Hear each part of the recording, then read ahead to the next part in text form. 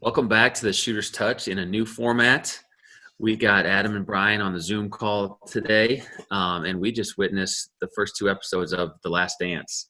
What do you think, Brian? I loved it. Obviously, the lot of anticipation around this whole series, and was excited to get an opportunity to tear into the first two episodes tonight. As I said before we jumped on, I was a little nervous at first because they're running through the titles at the beginning, and I'm like, well, what are you going to do for the next 10 episodes? So I was a little nervous about that, but I think we have a better feeling of what's to come now. Yeah, and one of the first takeaways that I had on that episode number one was actually a couple things. Number one was how much how much Michael Jordan reminds me, or maybe the other way around, how much Kobe Bryant reminds me of Michael Jordan. From the stories we've read about his work ethic, his how competitive they were.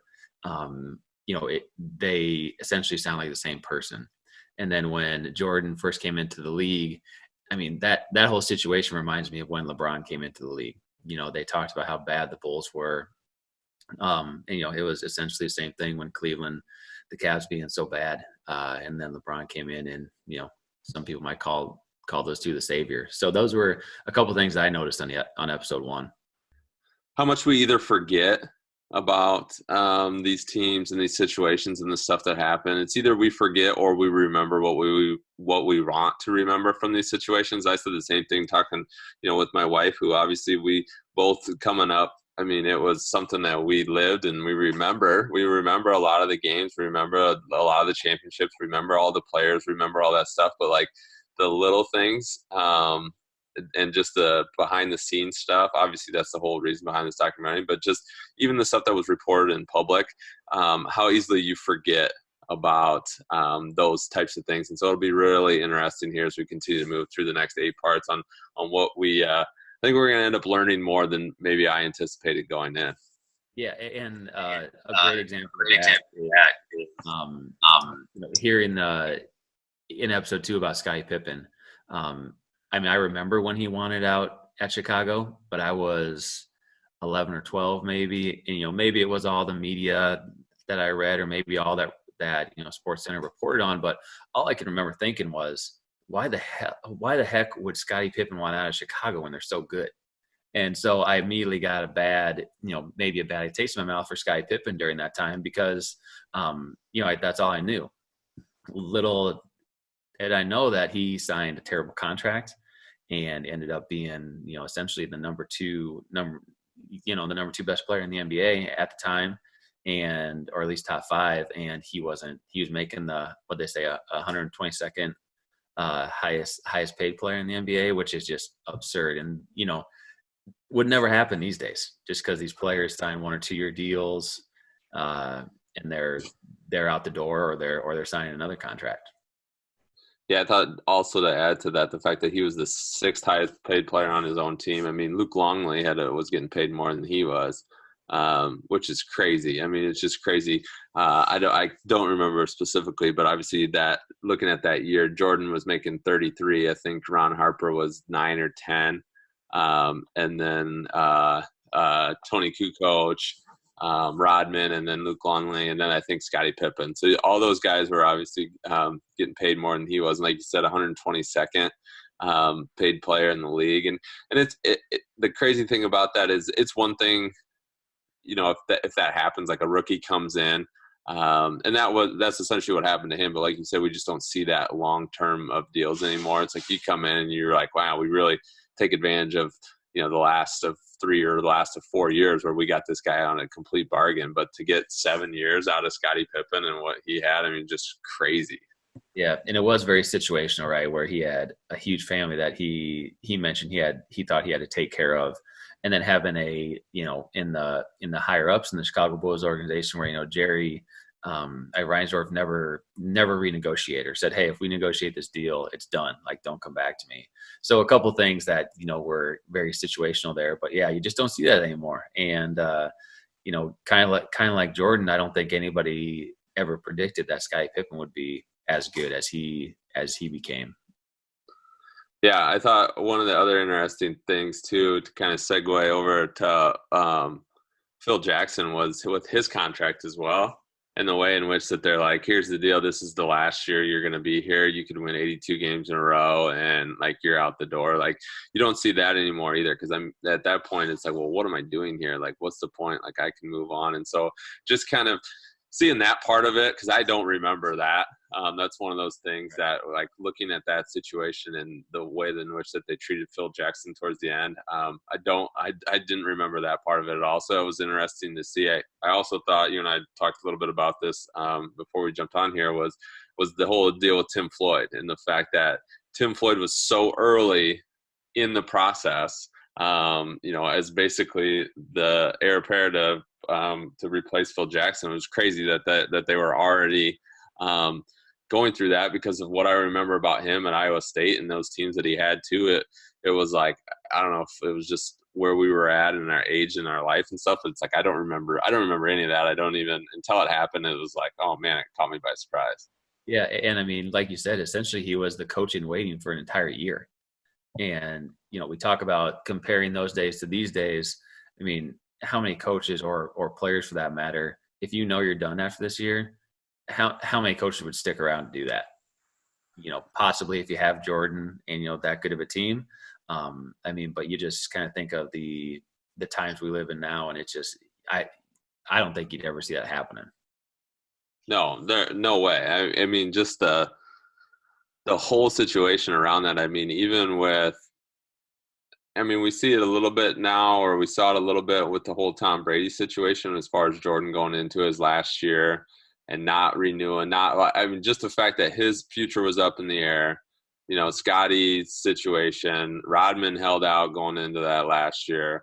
Phil obviously is on his last year. I mean, it's one of those things. I know you and I, again, we talked about it, was I think the overlying theme between the two episodes so far is the fact that they were trying to rebuild as the defending champions. Like they hadn't even lost anything yet, and they already have this whole discussion and back behind the curtain banter about blowing this team up. Like that part of it just blew my mind, is the fact that how you could allow that to happen. Yeah, and I think Jordan said it best, where you at least got to let us lose first, and with obviously, like I said, situational, but with management and stuff like that, it just seemed like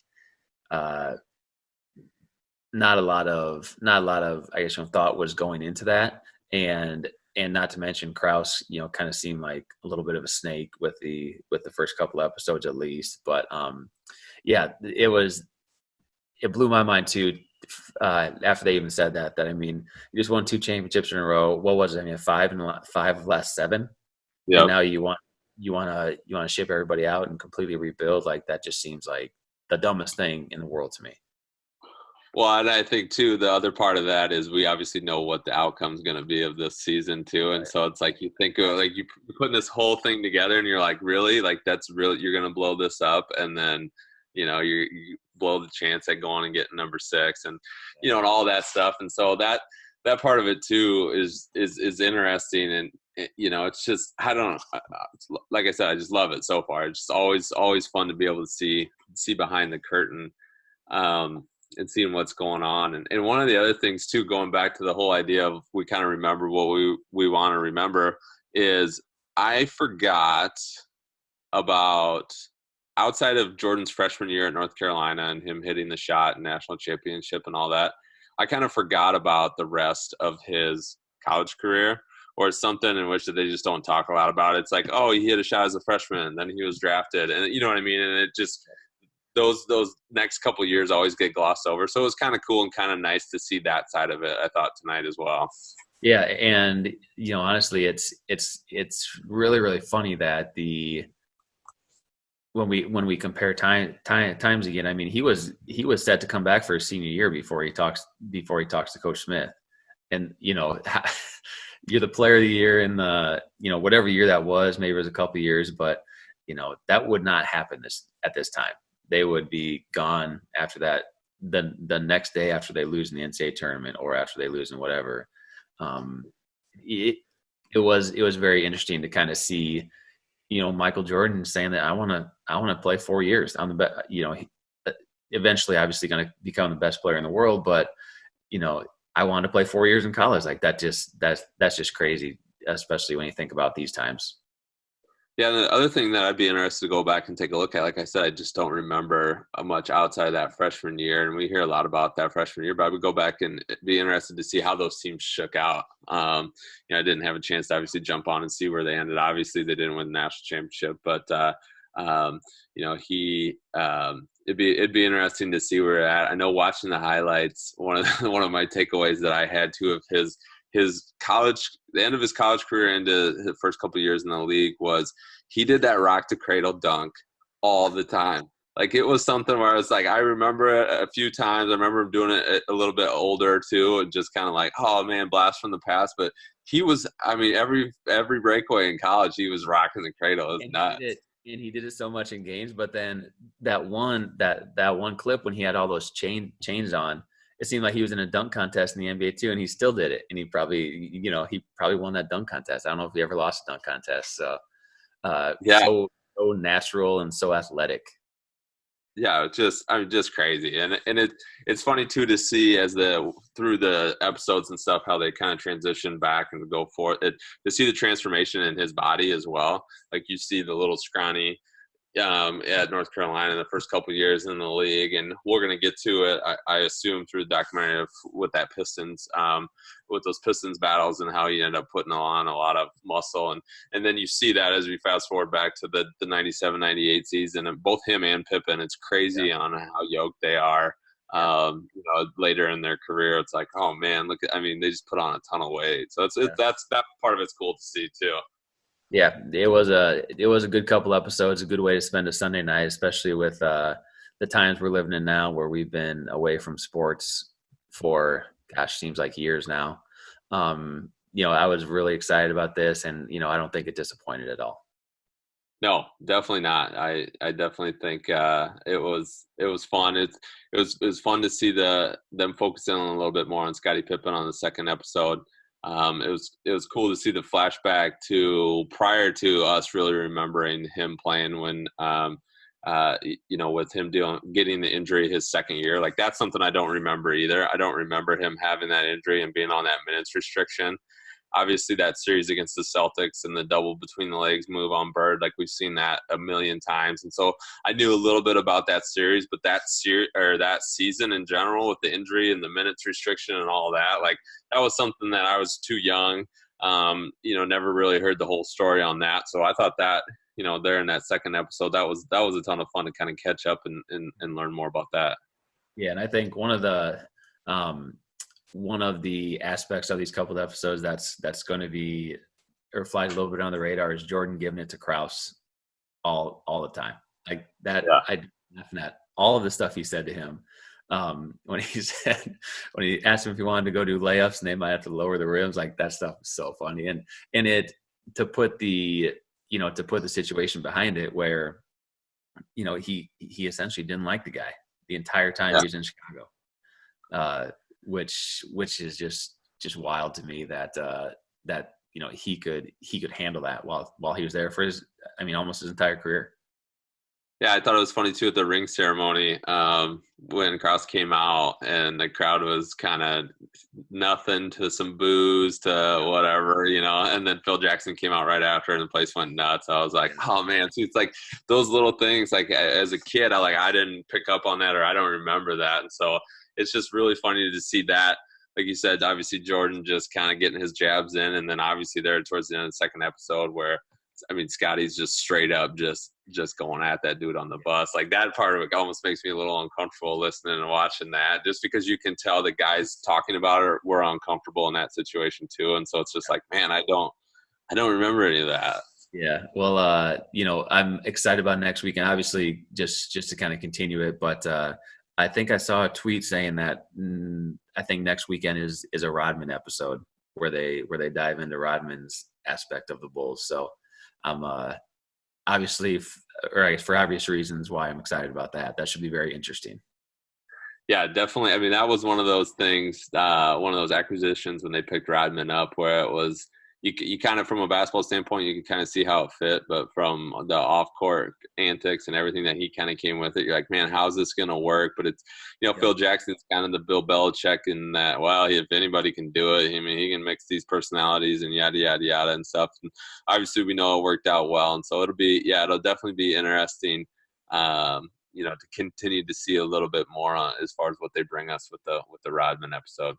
Yep, I'm excited to see how what part the coach played in that, what part the team played in it. But with when they talked about when Scottie was out, and Jordan played that updated role on being a vocal leader a lot more than he had to. I'm excited to see how he held down Rodman on those years that he was on the team, because I'm assuming he played a part in that too, at some point or somehow. Oh yeah, he had to, and I was talking about that with my wife, is when those. It'd be interesting to see more of the clips from practices and stuff when Jordan's just going at his teammates, because we've heard those stories time and time again, and the whole deal with Steve Kerr and getting in a fight and going at, just riding Ron Harper all the time. And so I'll be interested to see just kind of how Jordan dictates and how his leadership and what he does on that side of things too, and obviously Rodman be a big part of that as well, and some of those younger guys. And which one of the other things too is the Bill Cartwright trade for Charles Oakley. Like, I don't remember that either. So it was cool. It was cool to see that. Obviously I remember more Bill Cartwright than Oakley even being on the Bulls.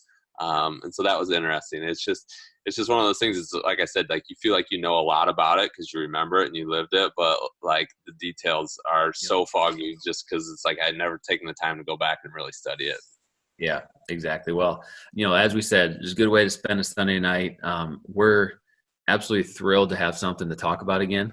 With I guess, obviously tough times we're going through right now with no sports, staying home and stuff like that. So appreciate you guys sticking with us. And as usual, you can find us on social media, Instagram and Twitter at Shooters Touch IA, and search for the Shooters Touch on Facebook. And always remember, shooters shoot.